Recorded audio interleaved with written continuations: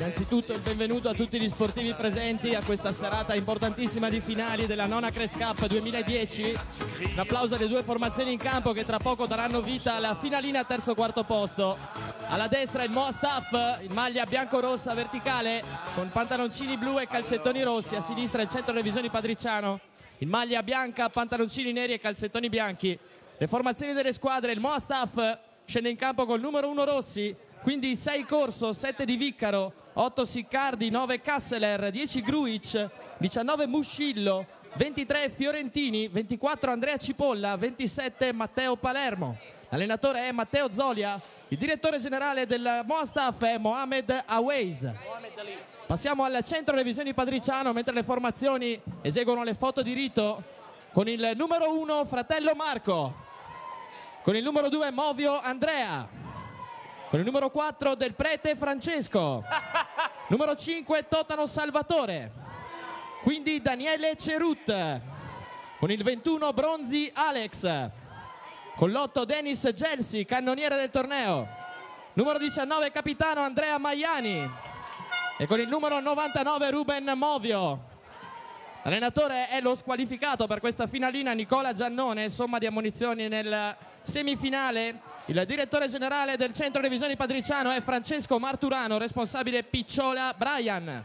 Dirige la gara il signor Fabio Bencic, coadiuvato dagli assistenti Vincenzo D'Aleo e Riccardo Malvestiti. Tutto pronto quindi per il calcio d'inizio della finalina terzo-quarto posto. Il via in questo preciso istante. Ricordiamo il Moa in maglia bianco-rossa, il Centro Revisioni Padriciano in maglia bianca. Moa Staff che è uscito contro il Beat in semifinale perdendo 5-3, dando vita però a una semifinale combattutissima. Sotto 3-0 si era rifatto vicinissimo al Beat che ha allungato nel finale. Attenzione adesso, subito palla dentro, bella la sponda a destro, la parata di Marco Fratello, subito impegnato. Attenzione adesso a Del Prete, Maiani tutto solo, mette alto, subito occasioni da una parte e dall'altra. Cerca di destreggiarsi, temporeggia, fermato da Movio, ruba palla, Dennis Gelsi, prova proprio lui, punta Fiorentini, se ne va in velocità, attenzione Gelsi, l'uscita del portiere, tocco sotto, stupendo, e la palla fuori di pochissimo. Il controllo della difesa del Moa che se l'è vista brutta. Rossi tra l'altro ha qualcosa da dire ai suoi re di aver dormito su questa progressione impressionante di Dennis Gelsi. Attenzione Gelsi, tutto solo, ma sbaglia la ripartenza il centro con Maiani. Ora Cipolla, un po' di spazio, prova a piazzare il sinistro, Gruic non ci arriva in tempo, calcio d'angolo per il Moa. 3 minuti scarsi di gioco e già emozioni a pioggia da una parte e dall'altra. La battuta di Gruic, cerca la porta direttamente, faceva buona guardia un difensore del Centro Revisioni Padriciano peraltro, esattamente Salvatore Totano col numero 5. Può ripartire quindi il Centro Padriciano che dicevamo era sotto 3-0 addirittura nella semifinale col Tritolo, è riuscito a ribaltare il punteggio, a portarsi sul 4-3, poi la qualità dei vari Giraldi, Maracchi e compagnia hanno fatto la differenza nel finale. Comunque 6-4 più che onorevole per una formazione che, ribadiamo, ha un solo tesserato in squadra, fior di giocatori in questo torneo. Attenzione adesso il Moa che prova a sfondare centralmente, chiude tutto però Maiani, copre il ritorno di Cipolla, cerca il fallo, non lo trova, lancio per Gelsi fuori misura, può ripartire il Moa Staff. Di Viccaro, l'1-2 stretto con Gruic, riesce a passare per un attimo, Totano di punta, chiude tutto. Nutrita la rappresentanza, abbiamo sentito durante la lettura delle formazioni delle tifose del Centro Revisioni Padriciano. Attenzione però adesso c'è Gruic per il Moa alla finta, cerca l'incrocio sul secondo palo, giocata esteticamente molto interessante, peccato che non abbia preso il giro giusto questo tiro, giocatore dalle idee, dai piedi davvero sopraffini Gruic. Ancora Gelsi, tenta di lavorare una palla ma sono in due ad andare addosso al temutissimo numero 8 del Centro Padriciano. Ancora Fiorentini. Se questo è l'inizio di gara ci sono tutte le premesse per un ottimo match.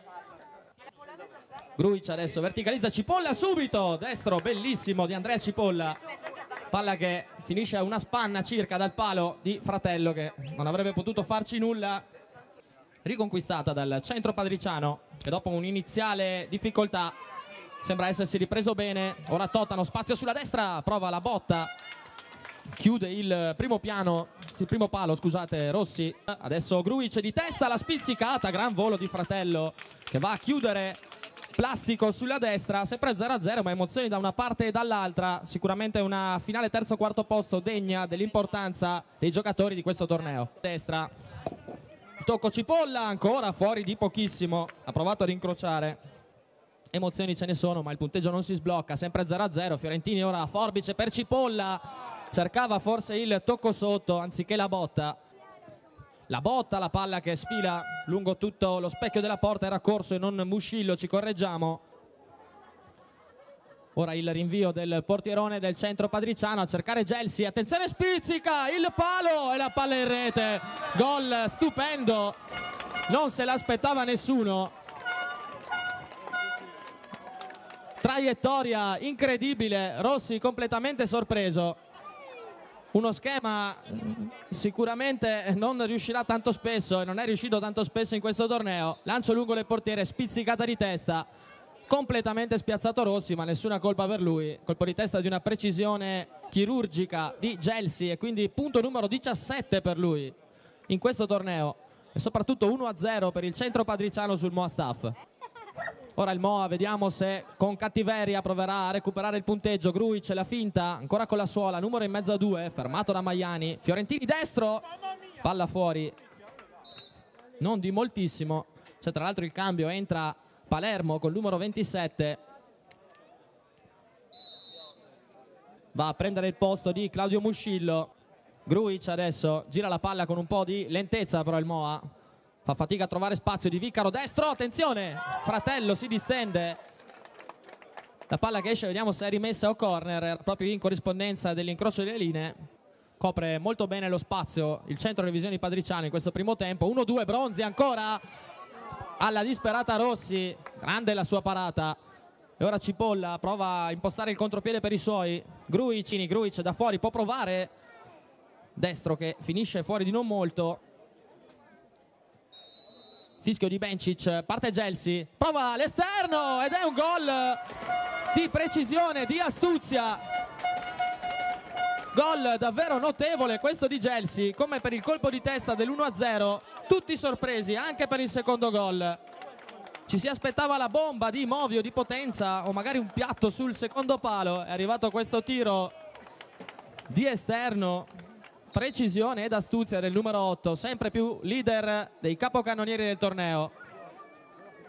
Ora Fiorentini sulla destra, ha un po' di spazio, prova la palla per Cipolla, 1-2 molto bello. Fiorentini, grande parata di Fratello, ancora Fiorentini, e questa azione che oggettivamente meritava il gol. 1-2 di tacco, tutto molto bello, splendida anche la risposta del portiere Fratello, l'aveva alzata tra l'altro apposta Fiorentini. Maiani, proprio Cerut, attenzione, Gelsi ancora, incredibile, forse ostacolato proprio dal neoentrato. Vedete, è più reattivo il centro padriciano su questi palloni vaganti. Fratello al rinvio, Grujic, attenzione, Gelsi e palla fuori, incredibile. L'ingenuità qui di Grujic, forse non ha visto Gelsi alle sue spalle o qualcuno gli ha chiamato palla. Ricordiamo il centro che deve fare a meno di una pedina importante come Giannone, mentre non c'è Gerbini nel Moa. Grujic adesso, Palermo, e arriva il gol di Palermo. Accorse le distanze, dimezza lo svantaggio il Moa Staff, 2-1 per i bianconeri del centro padriciano. Ed eccolo qui il fischio di Fabio Bencic, bel primo tempo, Moa che ci ha provato, centro revisioni padriciano che è andato in gol. Il punteggio vede i bianchi in vantaggio 2-1. Ora il ballo delle cheerleader del gruppo Millennium e a seguire il secondo tempo di Moa Staff, centro revisioni padriciano.